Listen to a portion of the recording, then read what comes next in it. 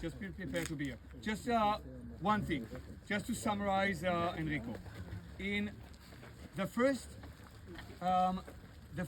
scrolls, the first, let's say, 7 scrolls that have been found here was in spring 1947 with 2 Bedouins from Ta'amre. They came here and went to what we consider today as cave number 1, because that's the first cave that people found scrolls. And they found scrolls, and they didn't understand what are these scrolls. They couldn't read.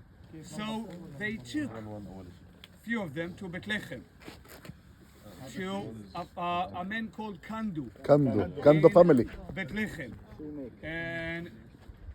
And they told him, we found it in Qumran, in Judean desert. Can we make something? We use the skin. It was on the skin. Can we use the skin? Can we do something? Do you want to buy it or something? And he understood immediately how important this place and how important these findings and scrolls. And he told the Bedouins, I will buy, bring me more. As more as you bring me, I will buy more and more and more. And they went back and they found some more. And they wanted more money. So what did they do?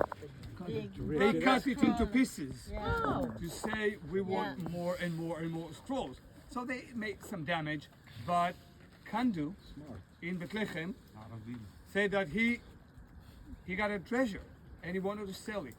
And he sent some fragments, some pieces to archaeologists all over, mainly British. And one of them was Eliezer Sukenik from the Hebrew University. And Eliezer Sukenik understood these are scrolls, Jewish scrolls from the Second Temple period, because he could read it. We all can read it, you can see it now. It's the same letters as today. So you can read something. And he understood that that's a very important treasure. And he said to Kandu, I will buy. And they started to negotiate. And at the end of the negotiation, that was symbolic, in November 29th, November 1947. Remember what happened in that day? Yeah, the partition. The partition plan in the United Nations. And he went to Bethlehem and he bought 3 scrolls. 3 scrolls, went back to Jerusalem. And he said to Kandu, I will come next week. I will buy more 4, because he had 7. But the next day started the war. And he took most of the scrolls that he had and took them to the United States. And he said, I will sell them. Kandu with one of the Assyrian priests. They took it to the United States and we will sell them there. But nobody wanted to buy, because in archaeology, usually you don't buy things that were robbed from archaeological site. If it's not digging, you don't buy. So he stuck with them in America.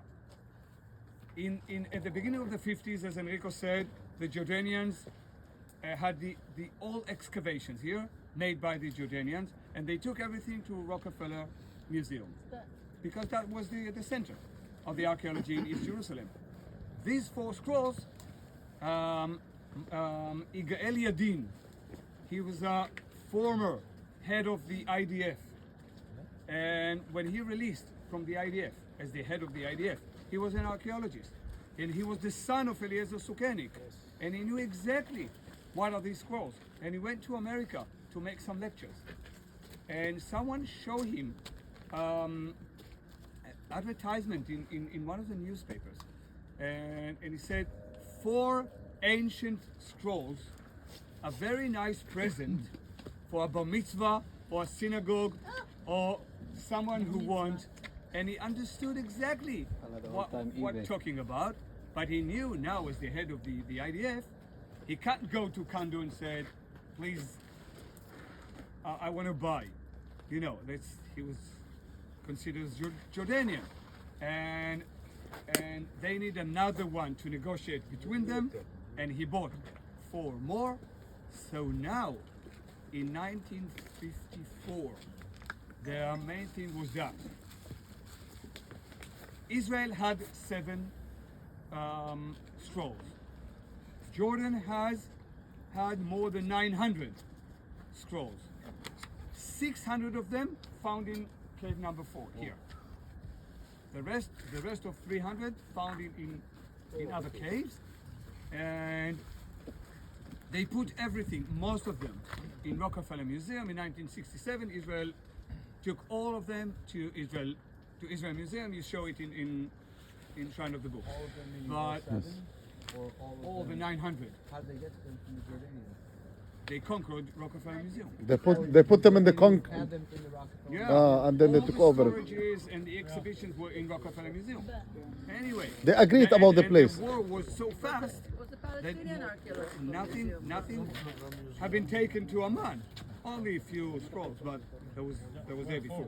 Wait, when you take all these 900 scrolls, you can divide it into 3 sections. هذا important. One is the Bible, the whole 23 books of the Bible, except of Esther, as Enrico said, found here.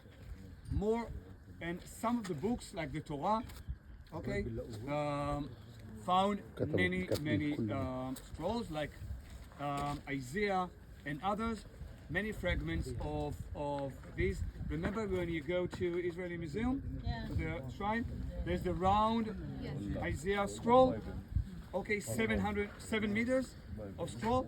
This is what we see in the round. Isaiah. We'll talk about the museum in a minute. One, the main thing is the most ancient Bible in the world. And I remind you, before the scrolls of Qumran, the ancient Bible in the world was what? Middle Age.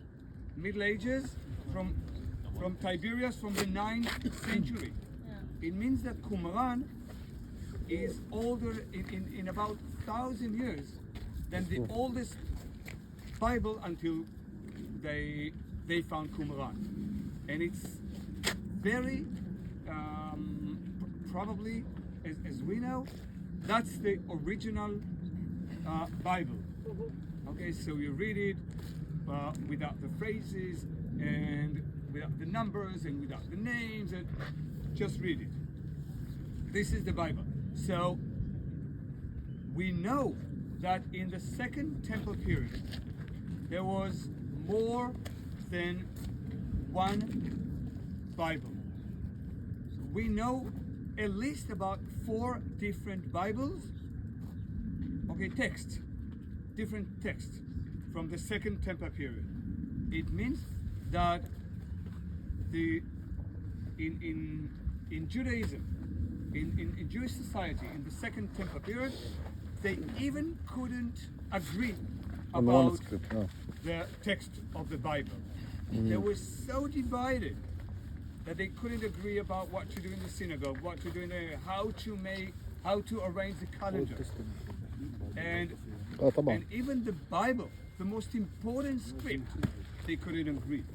So we have Second Temple the period. Samaritan Bible from the Second Temple period, بخليش. the Bible that we use First we use century now only Bible in New from the Testament. Second Temple period, the Bible from Qumran, and what else?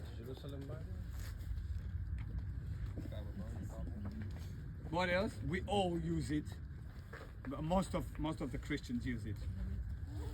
No, the New Testament. No, The Septante, the translation in Greek. Septuaginta. Septuaginta. Okay, the Septuaginta, which is from the 3rd century BC, and it's all different. But the most ancient one in Hebrew is Qumran.